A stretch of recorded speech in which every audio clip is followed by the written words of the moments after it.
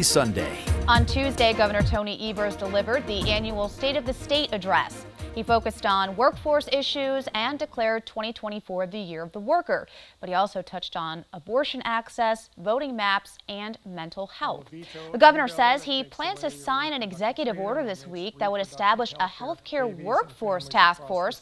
And he also announced his administration is launching a new teacher apprenticeship pilot program with the Department of Public Instruction.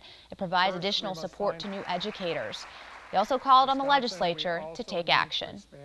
I again call on the legislature to address what I believe are the two greatest challenges facing our state. The first, our decade-long struggle to retain, attract, and train talented workers to address our state's workforce shortages. And the second, the Republican majority's disinterest in working towards a meaningful bipartisan plan to do something about it. Evers kicked off the issues portion of his address with a nod to the state's efforts to build more affordable housing. He said that since he took office, Wisconsin has built nearly 15,000 affordable housing units, and this year invested more than $500 million in workforce housing, which he called one of the largest investments in history. Well, bringing in now someone to talk about those investments and the work still to be done to bring more affordable housing to Wisconsinites, Elmer Moore Jr., the CEO of the Wisconsin Housing and Economic Development Authority, joins us now. Thanks so much for being here. Thank you so much for having me and for having this important conversation. Of course, so let's have it. So the governor highlighted the units built already, but to keep up with current demand, how many more housing units would need to be built this decade? As exciting as his announcement was and the development of the workforce bill package, which allocated $525 million to support the development of new affordable housing, it is still a fraction of what is actually needed. According to our calculations and that of the National Low Income Housing Coalition, we determined that there's about 120,000 rental unit shortage. And that's in very present tense. So that's not a number divided over the next decade. That's this year. To meet the demand, we would need 120,000 more rental units.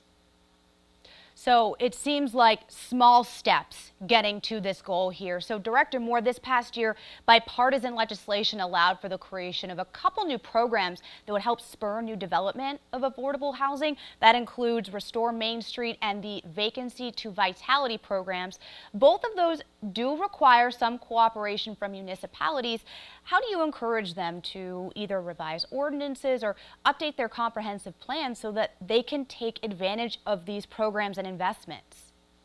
This investment is a clear indication of Governor Evers and the legislature's understanding that housing is an ecosystem that requires a multitude of stakeholders coordinating their efforts to create extraordinary outcomes. As I just described, the need is so enormously vast that no single program or resource can solve the problem.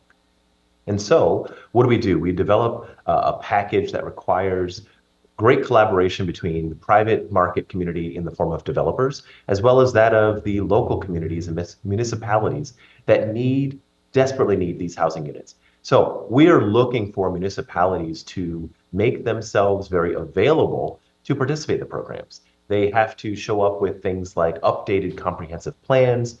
They have to develop a set of zoning ordinances and guidelines that are, frankly, developer friendly and affordable housing friendly. One of the challenges over the last couple of decades for the creation of new housing has been what we call NIMBYism, not in my backyard. The reality of affordable housing is it's not for a community of folks who are very different than who lives in our neighborhoods, our villages, cities, and towns already. So we need communities to step up and make themselves available for developers to do what they do.